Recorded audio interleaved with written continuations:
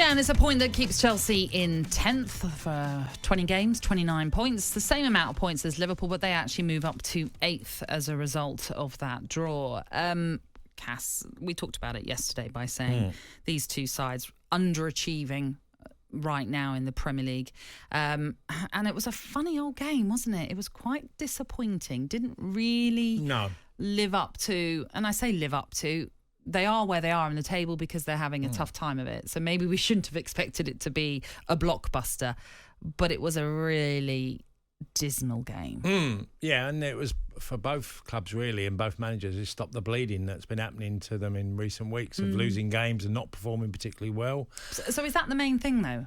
And the biggest takeaway, the fact that they've stopped this sort of losing spell? Yeah, I mean, in some ways it's never a bad result, either team drawing against each other, because they're both very big clubs and they've had a lot of success over the years.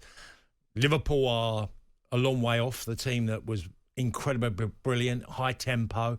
What has changed? Well, I've had a guy that texts every now and again and mentioned Mane, which is an obvious, the pressing from the front areas, because Liverpool's pressing has gone completely from forward areas. It's weird watching Liverpool have no high tempo in forward areas. But then, you know, I said when Liverpool lost Ronaldo that there will be a problem with pressing because he does that brilliantly. And Klopp's gone a slightly different way with more technical players, and they are brilliant of playing football. But I do feel Liverpool do not play the same way as what made them so successful. They're a far cry from the high tempo. Liverpool swarmed you, all over you, brilliantly. And there was only a 20-minute period in the second half where Liverpool did that. And Chelsea are playing the Potter style. I do feel more optimistic about Chelsea, though, and I do think that Mudryk coming on was, you know, in 35 minutes he done way more damage than anyone did in the whole of the game, and felt, James Milner was probably a bit delighted that he went off because, you know, like he's a live wire. He probably done a dissertation of dribbling as well, like you said earlier. I do feel, because I do feel João Felix will give Chelsea something different. I think Mudryk will as well. But Graham Potter has to play a braver style than counter-attacking. I do feel that Chelsea have got too many great players. Do you think that might come then when he's got a fully fit squad? I hope for Chelsea fans that they're going to see a team that go after the opposition as well, which I don't see with Potter's team at the moment.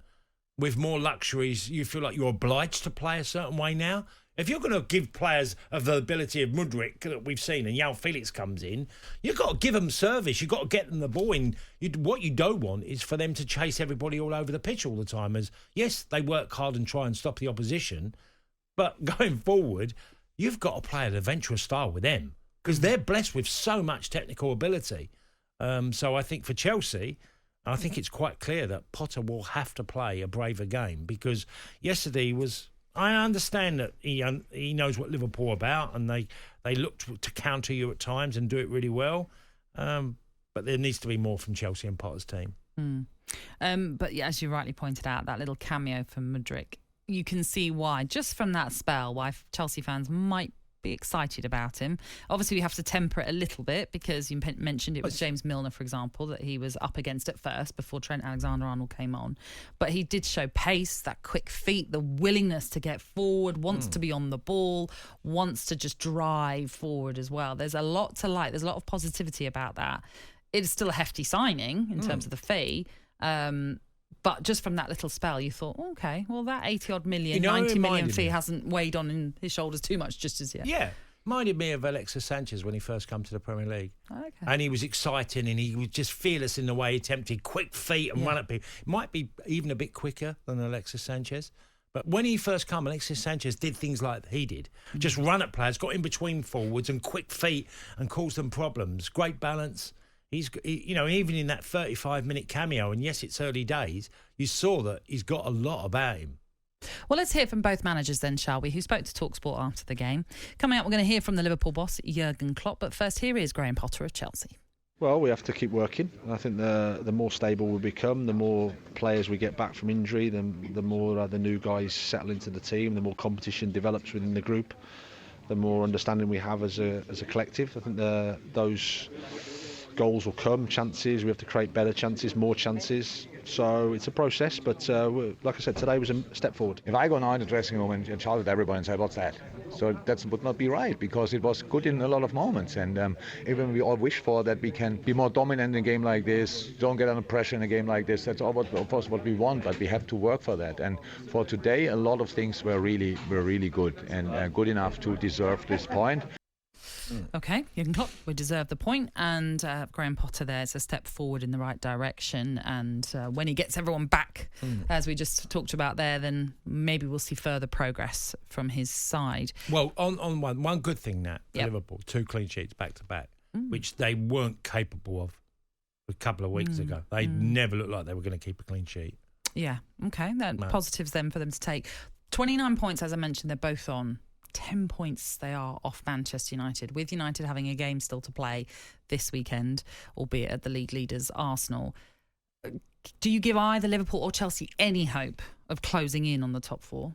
Well, it's going to have to be Champions League form, maybe even Premier League title form for either club to make the Champions League. We have sort of seen Chelsea do that, Liverpool do that before.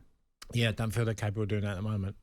No, I don't. I don't feel optimistic about Liverpool's. I think I'm very optimistic about what's going to happen in the summer, and I think Klopp will rightly be given certain targets that will make that pressing team and certain people come into the side that will change. And look, they've got huge amount of injuries. Both teams have. So, both teams are going to be excited about who they get back for next season. But I think it's really difficult for both sides to make the Champions League. Just don't think they're playing a level of performance to get them there.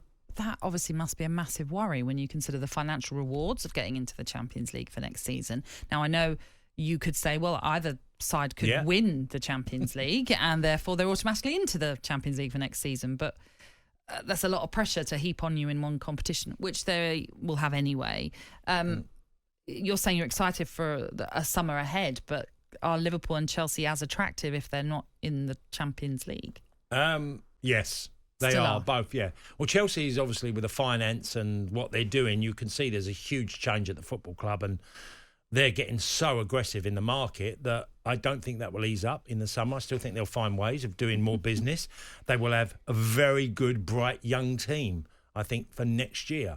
So, yeah, I don't see Champions League football for them as a problem next year. Yeah. And I think Klopp will be given certain funds to challenge and buy the players that I feel he needs.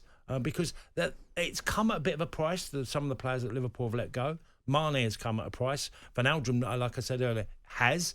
And I think there will be a slight wind of change at Liverpool into next season. Getting DS and Jota back adds more to the forward line. And yes, you are going to get injuries next year. That doesn't mean you're going to have an injury-free season because you don't.